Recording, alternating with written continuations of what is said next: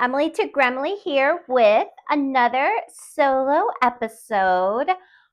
The drink of the week kind of disappointed me. It is okay. Actually, it's not a disappointment. I don't want to say the brand is a disappointment. It's a Waterloo. It's the flavor summer berry.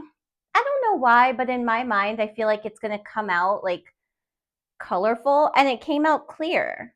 So that's why it was a disappointment, not because the flavor is a disappointment. Waterloo, if you're listening to this, I would love for you to be a sponsor.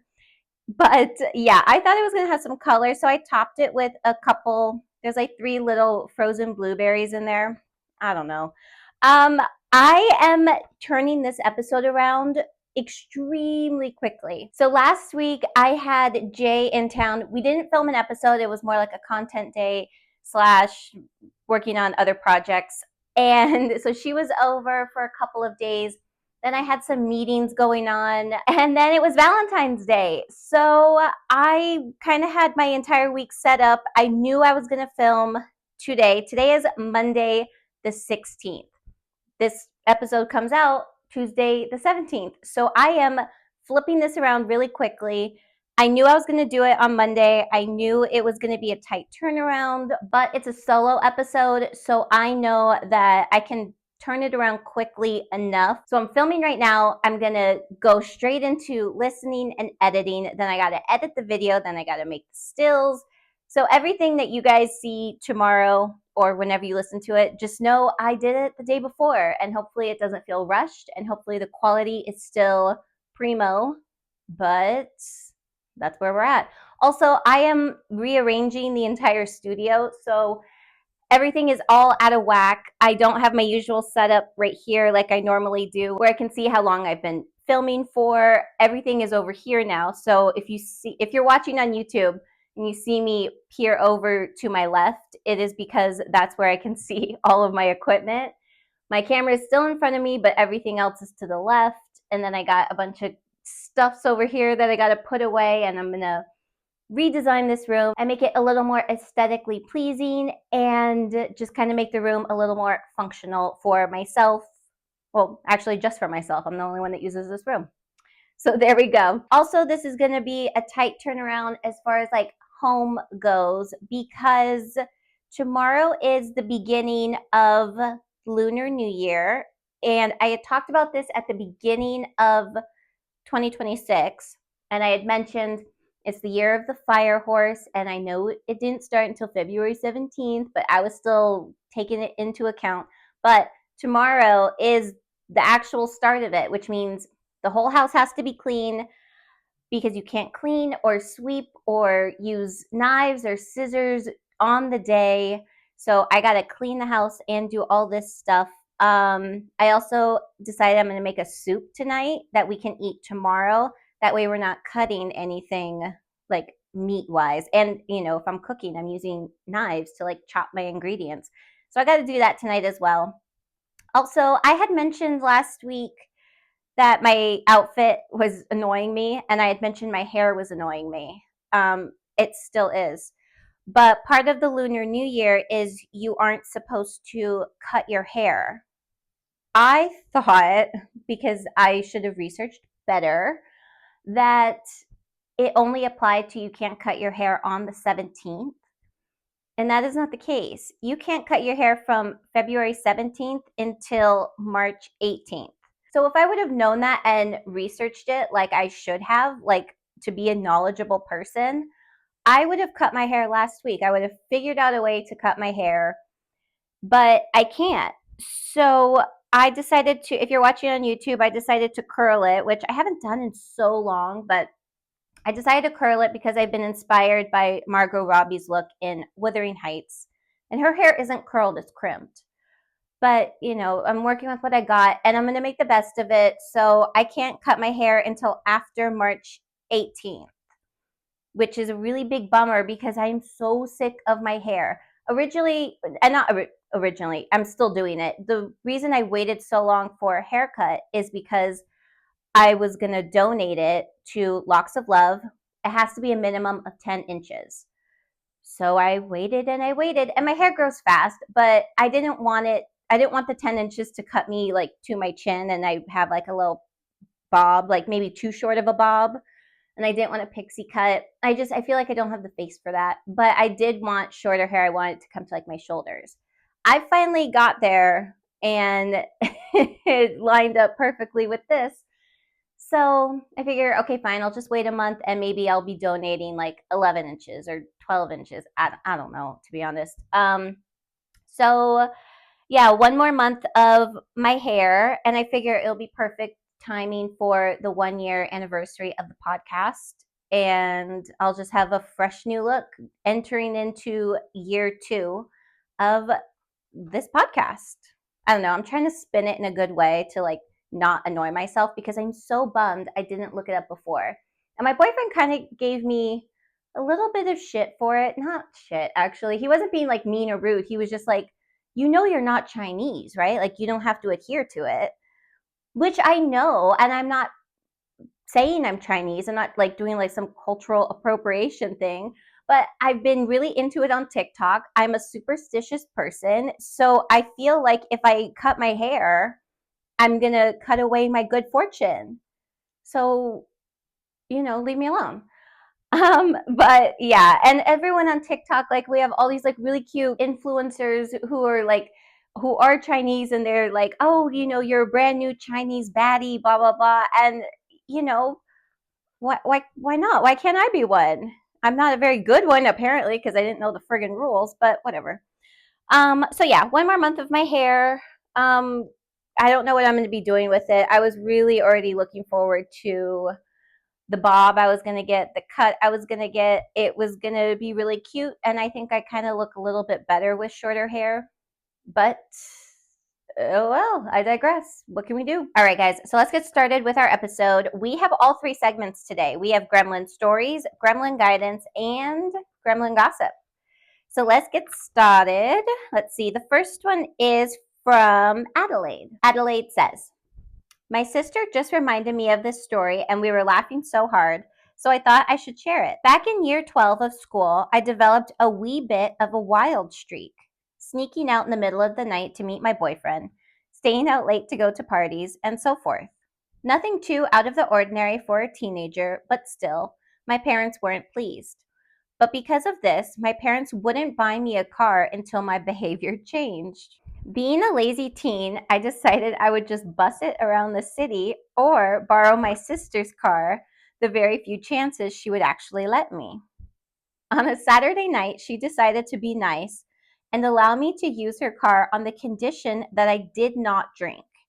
I said I wasn't, and I was just going on a movie date with my boyfriend, which was true. What I didn't tell her was we would also be using her car for a shag. So that night, after the movie, we went to a secluded street, had our fun, and I drove him home. The next morning, my sister wakes me up holding the condom wrapper we forgot to throw away. My heart jumped out of my throat. I began begging her to not tell our parents, and I was able to buy her silence on the condition that I do all of her chores. Incidentally, my parents saw how hard I was working around the house and still passing school, so they rewarded me with a car come graduation.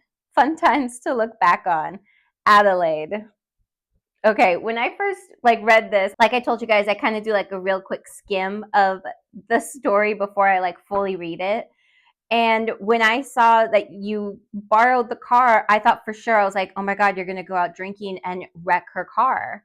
So luckily it wasn't that. It ended up not being as bad as I thought it was going to be. But how embarrassing. I would have died. And luckily you were able to buy her silence. I I was debating talking about this. I guess I might as well. Whatever. I don't have a similar situation, but I kind of have a similar story where, oh my God, it was so embarrassing. I, oh God, I feel hot that I'm going to say it. So I got nervous. In high school, obviously my boyfriend and I would mess around after school, whatever. We would always go back to my Nana's house because there was nobody there, and just we were being stupid teenagers. And one time he went and bought a brand new box because he didn't have any, and so he like went to like Rite Aid, and freaking Rite Aid keeps coming up in all my stories, I swear. R.I.P. And anyway, he went home that night and whatever, and oh god. And that night, whoever I lived with my nana, and whoever was the last to go to bed is the one who locked up the house and made sure everything was good. Um, so that's what I was doing. And I saw it wasn't the coffee table, it was like this side table she had like over near like this big like window, that had like a bunch of candles on it. And like I would put like sometimes my book bag there, because it was right near the front door. I saw the Rite Aid bags was sitting right there, and my heart like sank into my butt. And I was like, oh my God, please let that be an empty bag. And sure enough, it was the Rite Aid bag that had the box of condoms in it, and it was opened and there was one missing. And I was like, oh my God. And I was like, crap, did she see it? And so I was like, okay, she didn't say anything to me. She didn't scold me. She didn't talk to me. I wasn't in trouble. She didn't act a different way towards me. So I'm like, all right, she mustn't have seen it. So I put it in my backpack to go to school the next day. And I went to school. I was livid with him. I would like remember I was yelling at him. Also, I was like a really big bitch to him back in high school. Well, not back in high school. I was just a bitch to him all the time, which, super sorry. But I like yelled at him. I was like, what the hell? You left it there. Oh my God. We could have gotten caught. I could have gotten in trouble. Blah, blah, blah, blah, blah, blah, blah. Anyway, so life goes on. And eventually she says to me, this was like after I graduated high school, I was no longer with that boyfriend. Was I? I don't think I was. I think we had already broken up. I don't know. The timeline of it's now all askewed. Everything's so askewed now. But she had said to me, she was like, I know that you've been sexually active. And I was like, what are you talking about? No, like that, I would never. And she's like, I found that Rite Aid bag that had the brand new box and it was opened. And I was like, oh my God. And I was like, well, why didn't you ever say anything to me? Like, I was shocked. First of all, I was horrified. And I remember, like, that feeling when you're embarrassed and you grow like so hot, but then like your insides are cold. It was like that. And I was just like, oh my God, like I was horrified. And I was like, why didn't you ever say anything to me about it? And she was like, I thought about it. She's like, and then I was like, well, why bother? It's like, it's not going to stop them from doing what they're doing. They're already doing it. And if anything, it's just going to make them like sneakier than they already are. So, hey, at least they're being safe. And I was like, great, thanks. It was one of the more embarrassing things that's happened to me. I couldn't believe it, but I was shocked she kept it a secret for so long, or like she kept it in and was just like, but then that means like she knew the whole time. I don't know. Oh God, I wish I had like alcohol right now. I feel so embarrassed. I feel like I'm like reliving it. Um, yeah. So luckily it was just your sister that found it, and she was chill. And yeah, good times, Adelaide. Also, you said year 12, and then you said using her car for a shag. I gotta assume you're in the UK somewhere. So super exciting.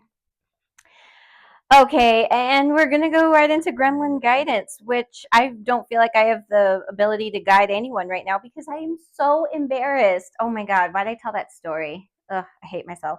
Okay, let's see. So, Gremlin guidance. This first one is anonymous. Anonymous asks, should I have a threesome? I guess we're keeping in with the sexual theme here. Please keep me anonymous, but I'm writing in because I've been debating about having a threesome. I've been married to my amazing husband for almost 2 years, but before meeting, I had hooked up with women in the past. I have been having kind of an itch to bring a woman into the bedroom, and I think my husband would be up for it, but I'm not sure. I also don't know if I would end up becoming jealous of him and her. So I'm at a crossroads on if or what I should say and how I should say it. I would love your guidance on this and your ideas. Anonymous. Okay, so if you think he would be up for it, then I would say you should just like kind of bring it up to him. I mean, it's your husband. You should be able to talk to him about like everything and anything for the most part. And if you bring it up to him, it's not like it doesn't seem like he has like that jealousy type. And you're not asking to bring another man in the bedroom, it's another woman. If it was a man, maybe I would say like approach it a little more delicately, but it's another woman. And you think he'll be up for it. You know him better than I know him. So I would say you just casually bring it up to him to like test the waters, figure out if he would be like open to it. Make sure you don't say it in a joking manner so he doesn't think it's like, I don't know, a test or something. And as far as the jealousy, I think if you both decide to do it and you both agree on whoever the lucky lady is going to be, I think you guys, all three of you, then need to discuss like extremely clear boundaries of what is and isn't acceptable, because you don't want there to be any gray area and then someone oversteps, not realizing they're overstepping. And then, it becomes a catastrophe. And you want this to be a positive experience and not a negative experience or create problems where there weren't problems. So I think you need to bring it up to him and have a very well thought out conversation with him first. And then you guys can discuss who it would be. And then once that's decided on and everything's all copacetic, then have that conversation with her and say, this is what we've discussed. This is what we're comfortable with. Are you comfortable with it? And then find out, where she stands with it. That's what I would say you should do. I hope it was decent guidance. I'm not sure. I feel like that's that's what I would tell my friend. Like if my friend asked me, I would just be like, just make sure there's very clear lines of communication. You don't want there to be any misinterpretations of the quote unquote rules. You know what I mean? So that's what I'm going to guide you to do. Have the conversation with him first. Find out where his headspace is at. Because what if he's not down to do it at all? Then the rest of it, I guess, doesn't even matter. But if he's down for it, have, the clear conversation with him, and then find a girl, find a lucky lady to enjoy her company. Is that a proper way to say that? I don't know. So yeah, that's my guidance on that. And hopefully it wasn't jumbled. And yeah, there we go. All right. And the next guidance is from Emily. I did not write this in myself. We just have another Emily hanging out with us. Okay, Emily says, I'm wondering your thoughts on moving to a brand new city. My name is also Emily, and I'm 23 years old. Right now, I'm living in New Jersey, but I have been wanting to move to Chicago for a while. I've visited several times and have always enjoyed it, and now I'm just looking for a change of scenery. The lease is ending in May for my apartment, and instead of renewing the lease, I think I want to make the move. The only problem is I don't know anyone in Chicago, and all my friends and family live here in Jersey. I am a nurse and can transfer for work, and I know I'll be able to meet new people, but leaving everyone behind is scary. Anyway, love the podcast and keep being you, Emily. For me, I'm such a creature of comfort. I don't like change. I don't like moving. It's everything like that scares me, but that's just because I don't like to push myself out of my comfort zone, which has been a detriment to myself. Not every single time, but there are certain things where I haven't had experiences that I wish I would have had, and it's because I limited myself to what I knew. So I think this is a great idea for you. You visited the city, you like it. Let's see. You're 23 years old. You're young. The world is your oyster. You could go anywhere you want. And you say you're a nurse and you can transfer for work. I think you should just go for it. You know that you like the city. There's a job that will be waiting for you there. I say you try it and you give it like a year and a half. And if by chance you hate it, you can always move home. Home is always going to be there. So and your friends and family, yeah, of course, leaving them sucks and is scary, and you don't want to leave your people and your community and your circle, but you have an opportunity where you could, and then you can just meet new people and add them into your life. I think this would be a really good thing for you. It's doesn't seem like there's anyone who's like holding you back from moving. You don't have someone telling you not to go. I think you should just do it. I mean, even if you had someone telling you not to go, I think you should still go. But I think it would be really fun. Yeah, that's pretty much my guidance. I don't really have anything else to say other than just do it, girl. I think it would be fun for you. Leaving, your people, your group, your circle, your friends, your family is a scary thing. But you're going to meet new people and expand your horizons. I think this would be a great thing for you to do. And I think it would be a really positive change for you. And you're from New Jersey, moving to Chicago. If you were like a native Californian moving to Chicago, I'd be like, hey, beware the winters. They're brutal. But you have brutal winters over there too. So, I know Chicago weather's like crazy insane, but you've been in snow, you've been in blizzards and crazy winters. So I say you just go for it. That's my guidance. Do it, girl. Do it, Emily. And love your name. Okay, and let's see. We are going to move into Gremlin Gossip.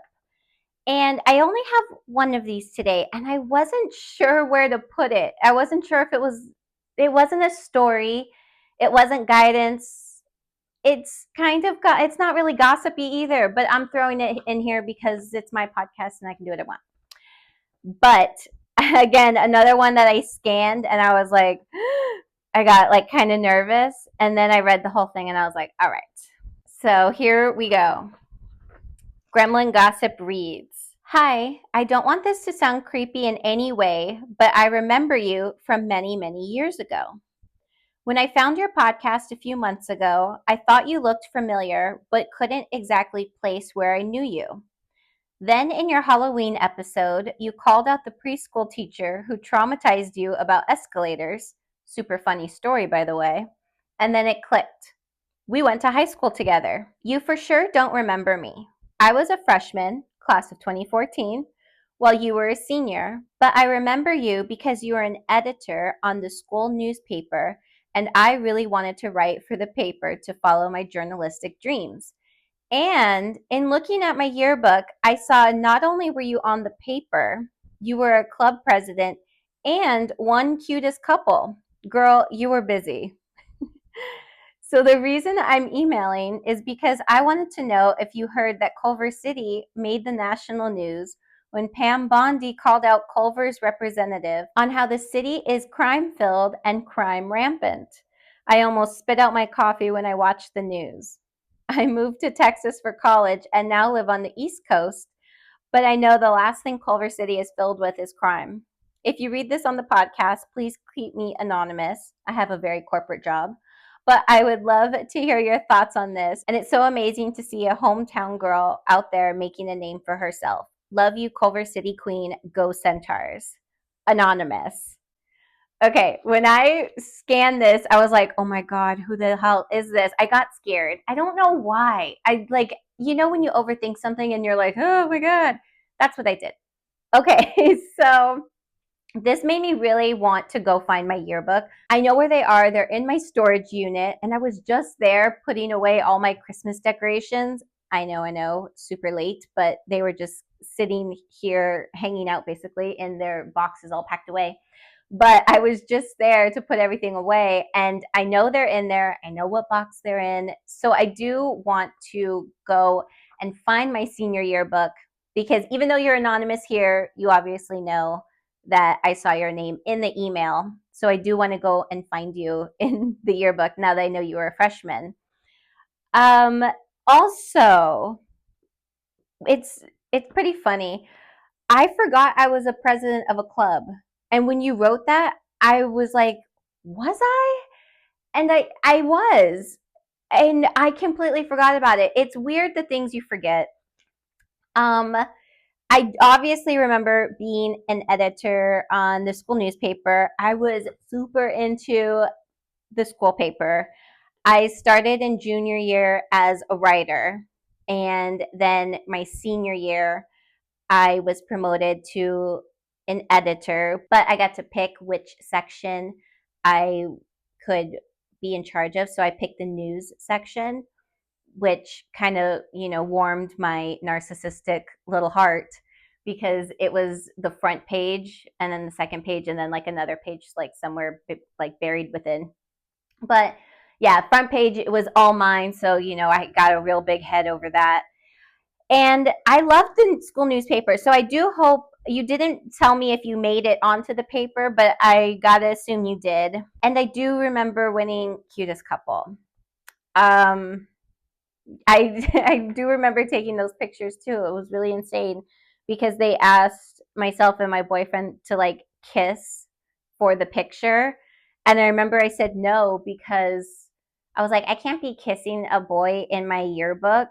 And I was such a little prude in high school. Like it's funny to look like when I read it, I was thinking back on like how like my mannerisms and what I was like in high school, and it's just completely different than who I am now. 17-year-old me was like such a little prude and like uptight and like just this little bitch, and now I'm not a prude. I am uptight and I am a bigger bitch, but it's just, the transformation is pretty big. Okay, so to talk about Culver City making the news, I did see that and I found it pretty laughable. I don't want to say mean things, even though that kind of is my nature anyway. But Pam Bondi was there to discuss the Epstein files and to be technically a witness and to answer the questions that she was being asked. She apparently doesn't know what it means to be a witness, even though she's a lawyer and an attorney general, whatever. But she doesn't realize that witnesses are supposed to answer questions and not ask them themselves. And they're also not allowed to scream at the representatives that are asking said questions. So instead of answering the questions about the Epstein files, but she decided to use her time to call out the representative of this district and say that the district she represents is crime filled, and specifically said Culver City because that's what Culver City's super known for, not because we're considered the heart of Screenland because we have Sony Studios, Culver Studios. It's like the birthplace of Hollywood and the pictures, the talkies. But other than calling out Culver City's representatives, she decided to go on a tirade about how Trump is the greatest president to have ever existed. And it was just amazing, how much she was able to say with her head so far up his asshole. The fact she was able to speak at all is admirable. I appreciated it. So I thought it was a joke. The local news, ABC7, KTLA, CBS, NBC, blah, blah, blah, they all did features on it, going to downtown Culver City to show the area that she's speaking of. And they were interviewing people who were walking through the neighborhood, and everyone was laughing about it. It was just a joke. And I think that really speaks to what's going on is she took a very serious moment, something that they were discussing and trying to get to the bottom of. The Epstein files are atrocious, and I don't think any of us are ready for the true gravity of what's in those files. So she took what was meant to be a very serious moment and turned it into a joke. I feel like that's really indicative of this entire administration. She took a very serious question and flipped it around and deflected and tried to say that Culver City's full of crime, and it's not. I don't know where she's getting her statistics from, but this isn't 1980 anymore. The city isn't filled with crime or gangs or whatever the fuck she thinks is going on over here. So maybe she should do better research. But like I said, it's hard to do that when you have your head up another person's asshole. And I guess that's how we're going to end this podcast. Culver City's amazing. Go Centaurs. Hell yeah. All right, guys. So if you would like to follow myself and the podcast on social media, you may do so at Emily to Gremily Pod on Instagram and TikTok. You can also watch this episode and almost all past episodes on YouTube at Emily to Gremily Pod. If you want to write in your own gremlin story, you need gremlin guidance, or you have a juicy piece of gremlin gossip, make sure to email that in at emilytoggremilypod@gmail.com, or you can DM or message me on Instagram or TikTok, whichever you prefer. And remember to let me know if you want to remain anonymous. Also, we do have our new call to action given to us by Leah. She wanted me to do a episode WWGD, what would Gremily do? So send in those. We might be doing that sooner than I thought. I do have several emails already that are specifically for WWGD. So make sure to email those in.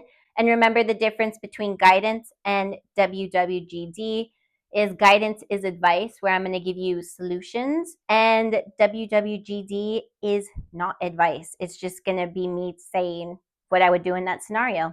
So make sure to email those in ASAP. I don't want to give an air date for that episode yet, but it will be coming up shortly. And make sure to like, follow, share, subscribe, rate 5 stars, do all the things. We're going to cheers out with my Waterloo summerberry drink, which now kind of has a purple tinge from the blueberries that I threw in there. So cheers to you, cheers to me, cheers to Culver City staying in the news for positivity, and cheers to Pam Bondi getting her shit together. Cheersies. Bye.